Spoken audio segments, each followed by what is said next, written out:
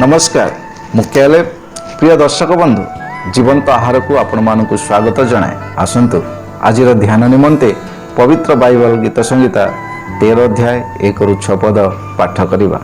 आज मुख्य प्रसंग है आपणा आर्तनाद को प्रशंसा परिणत कर।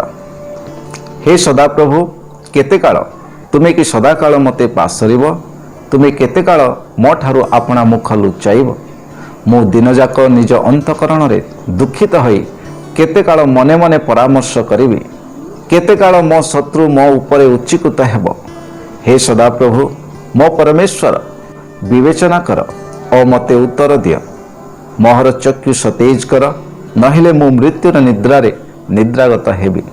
के जानी मो शत्रु कहिब मु ताहा उपरे जय करिअछि, आ मु घुंचा गले मोर विपक्षगण उल्लास करिवे।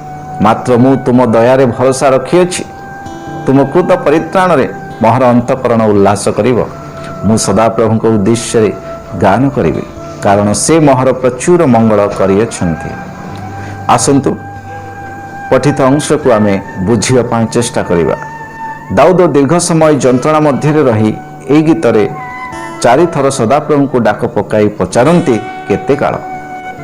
तथापि दाऊदଙ୍କ आर्तनाद प्रति सदाप्रभु मनोयोग कले नाही। एथिउतारु दाऊदଙ୍କ आर्तनाद प्रार्थना रे परिणत हैला एवं से ईश्वरଙ୍କର अनुग्रह द्वारा मृत्यु परि जंत्रणा को आरोग्य होई से अपना शत्रुगणଙ୍କ आनंद निवृत्त हेबा पाई प्रार्थना कले।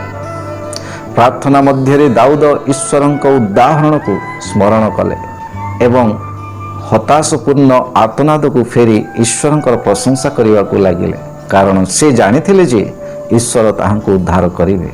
आसंतु एठारे ईश्वर के ताहा में देखिवा।